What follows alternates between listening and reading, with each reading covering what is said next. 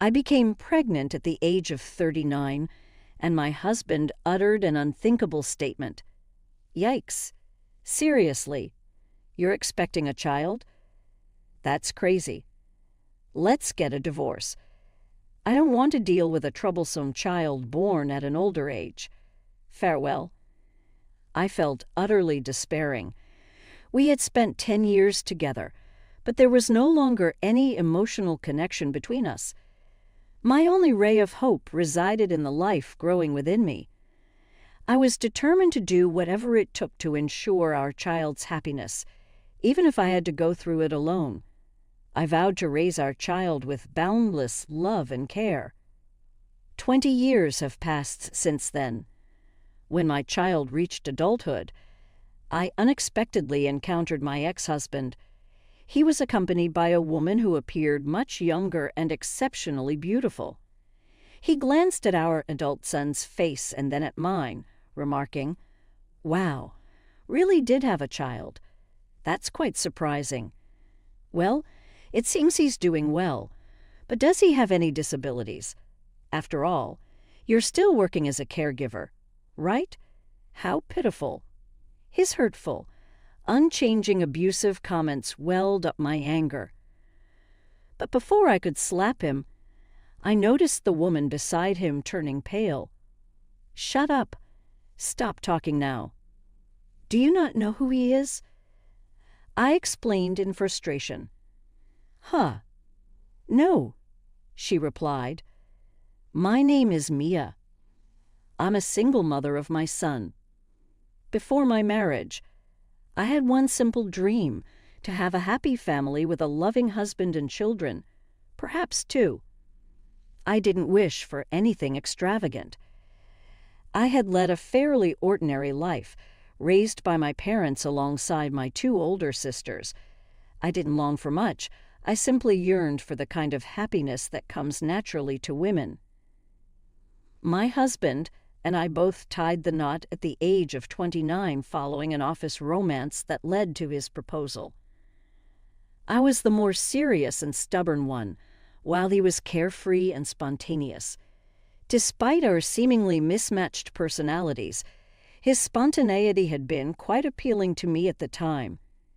He possessed qualities I lacked, and I was growing anxious about approaching my 30s.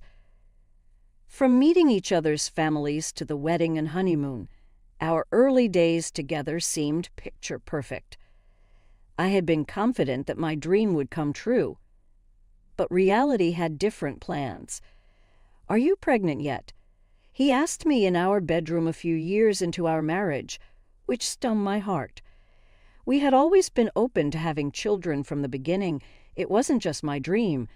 He too had been eager to start a family as soon as possible.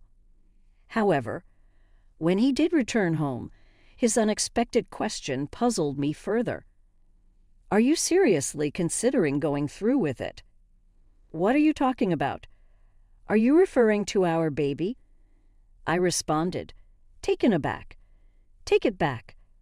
I mean, the one in your stomach. It's going to cost us to have this child." His response was firm. "Of course. I'm going to keep it. It's been my dream despite his concerns about my age." I defended my choice. "I may not be young, but it's becoming more common to have a baby at 39 nowadays. My doctor even says there's no problem so far." However, his insinuations about potential future problems and the term abnormality deeply hurt me. I couldn't fathom his choice of words, especially when discussing children with disabilities. I responded sternly, emphasizing that we cannot choose what kind of child will be born and that I would love our child regardless. His retort about my virtue and his unwillingness to be involved with the baby left me in disbelief. It seemed like he viewed children as tools and questioned the very essence of parenthood.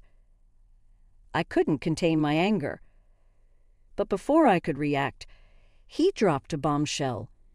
"If it comes to this, there's only a divorce left. I've been really sick and tired of you. When you couldn't get pregnant, you were depressed. How can you expect me to stay married to an old woman who finally got pregnant? Do you really mean it? I asked with incredulity. I sure do, he replied coldly. Let's go see a lawyer now if you want, but I never agreed to alimony. I suffered for 10 years with your infertility. I should be the one who's compensated. You're such a... I was beyond disgusted and rendered speechless. Parting ways with a husband like him seemed like a wise decision for the sake of my unborn child. A month after discovering my pregnancy, we filed for divorce. I didn't ask him for a single cent, as he wished. In return, I secured an agreement that he would never have any contact with our child. He laughed and eagerly accepted these terms. However, I never wanted my child to know that their father had been so awful. Following our separation, I moved back to my parents' house. Both of my parents, well over 70 years old, welcomed me back with open arms. After enduring such a terrible ordeal, their warmth brought tears to my eyes as I clung to them, recounting the horrors I had experienced. Despite the pain, I promised myself to be strong. It was my duty as a mother. I vowed that no matter the circumstances surrounding my child's birth, we would find happiness together. Time passed, and 20 years after the divorce, my son, Lily, grew up without a hitch. John's concerns had been unfounded. Lily was born in perfect health. In fact, he exceeded my expectations academically and athletically. What impressed me most was his humility. He never let his accomplishments go to his head. I cherished this quality, knowing that character mattered more than ability in terms of education. He considered college, but his passion led him to opt for the workforce instead. While it disappointed me slightly, I decided to silently support his choices. Lily was determined, and I respected his independence. I told myself that if he ever faced challenges, I'd be there to catch him, although he had never needed that in the past. 2 years after he began working, we were out shopping together. My 20-year-old son was all grown up, and he intended to buy me a birthday present. His words touched my heart deeply, and I couldn't help but shed tears. I knew that growing up in a single-parent household must have come with its own difficulties, but he had grown up to be a genuinely happy and caring young man. His presence was the greatest gift of all. Suddenly, an unexpected voice pierced the moment. I turned to see John, still wearing that same smug smile after 20 years. Beside him was a young woman I didn't recognize. My initial shock turned into a mix of emotions. "You little bastard is still alive and well," I muttered under my breath, shivers running down my spine. As soon as he saw Lily's face, John retorted cheerfully, "You haven't changed a bit. You haven't seen me in 20 years. Why can't you try to be friendlier?" I replied sharply, "Which is why I left you." "I have no recollection of being left by you. I was the one who gave up on you. That's why I never reached out to you in 20 years. John's arrogance remained unchanged. That's what's so dreary about you. Well, I changed a lot since then. I have a new wife and a kid who's about to start college. You have a very young wife. Wonder how you fooled her." I tried to dismiss the conversation. "Don't be jealous. Mia. Can't help it. I'm popular, right? My wife Maya and I got married when she was 25. It was right after our divorce was finalized, so 19 years ago. I'm still driving at night. I couldn't bear to hear any more of his boastful and vulgar remarks. I don't want to know such nasty things, remember. Whatever. Not my business. You've been irrelevant to us anyway," I replied firmly. John persisted, seemingly unrelenting. Hey, don't be like that. I do sympathize with you. It must have been hard to raise him on your own. On top of it, that kid is a failure. Does he still need nursing? Or can he at least change his own diapers? My patience was wearing thin, and I felt the urge to lash out at him. Lily, however, immediately intervened, maintaining his composure. Calm down, Mom. Don't take anything this guy says seriously.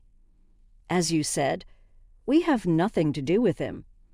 John continued his verbal assault, mocking Lily's abilities. Oh, with failure. Can't speak properly, can't you? Who told you to say things like that? Your doctor. Maybe. Or your nurse? Don't bother us anymore, and don't you dare come close to my mom. If you ever bring any harm to her, there will be consequences, John scoffed, belittling Lily. Lily stood his ground and calmly revealed his profession. I'm a police officer. This revelation seemed to agitate John, who appeared surprised by the unexpected twist. Lily had chosen to enter the police academy right after high school, driven by a desire to help people. He had successfully graduated and was currently serving at the local precinct. John's expression remained puzzled, but what shocked him even more was the reaction of the woman beside him, Maya. Previously silent, she now pointed her trembling finger at Lily, her expression one of disbelief. Police officer. It can't be. Are you? My father's? What the hell are you saying? Honey. This bastard sure can't be connected to your father. You're in trouble. Don't cross him. You could even lose your job. Calm down. Honey. She forcefully pulled John away from Lily and me, and they walked off, leaving us behind. John's confused expression lingered in my mind, and I was equally baffled by the unexpected turn of events. I turned to Lily, seeking answers. What's going on? Lily? Do you know that woman? Lily shook his head. I don't know, she mentioned her father. Maybe she meant the David. The truth of the matter only became clear a week later when I received a call from John. The first contact in 20 years. Back then, cell phones were just becoming popular, and the only thing I hadn't changed was my number. Please, Mia, let me speak to my son, John implored, his voice filled with desperation. I couldn't comprehend his sudden interest after all this time.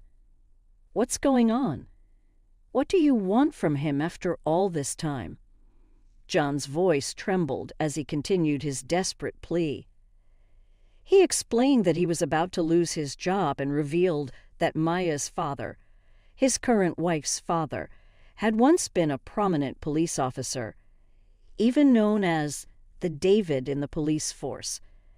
It turned out that Lily had come to the attention of this former David due to his exceptional work, and they had developed a close relationship. Lily had earned recognition for capturing an arsonist soon after joining the force, making him a well-known local police officer. And it was this accomplishment that had caught the eye of John's father-in-law. According to John, the former David had grand plans to arrange a marriage for Lily, hoping to make him his son-in-law due to his strong affection for him. The former David had a college-aged granddaughter, and it was no secret that he believed Lily would be the perfect match for her. John continued, He found out that I dumped you guys 20 years ago from the incident the other day. He's outraged now. The old man is long retired, but he hasn't changed since his hardcore police days. I listened to his story, wondering what he was trying to achieve by involving Lily. I'm sorry to hear that. So what are you trying to achieve by talking to Lily? John's voice took on a pleading tone as he replied, I want him to talk to my father-in-law. I'm in a position to get a job from him, a job with his security company. You know, cops have strong connections to each other. If I get on his bad side, I'll lose my job," John lamented. I responded, holding him accountable for his actions. "That's your own doing, isn't it?" That's how little trust he had in you. If you had been recognized as a decent person from the beginning, your son's story wouldn't have jeopardized your job. John seemed to realize the gravity of his actions. "Don't say that. My wife is also very upset after she found out about Lily. She asked me how I could behave like that toward my son." I pointed out the wisdom in her reaction. "She's making a wise decision, because if you could treat Lily like that, you might eventually do the same to her child. What goes around comes around. Why don't you just gracefully remove yourself from the equation?" John made a somewhat sarcastic remark, asking if he could live with us. "Hey, if that happens, would you mind if I live with you at your place? I can't live alone. It's too lonely to be alone in my old age. I'll take good care of Lily, too." I firmly declined his request. "Too bad. He will be fine without you." With that, I ended the call and turned off my phone, determined to ignore his future attempts to contact me. Jonathan caused Lily and me a great deal of pain in the past, and it was only fair that he faced the consequences of his actions. Even if his own family had cast him aside, we had no intention of coming to his rescue. I was confident that my son wouldn't want to help someone like him either. In time, I heard rumors that John had ended up on the streets, abandoned by his wife as well. It was clear that the former David had exercised his influence, and though Lily didn't disclose all the details, he assured me there was no need to worry. Approaching the age of 60, John had lost his job and his family. It was too late for him to regret not embracing my pregnancy with happiness. Back then, Lily and I were content with our lives, finding our own brand of happiness. My proud son continued to excel in his job, serving both people and society to the best of his ability.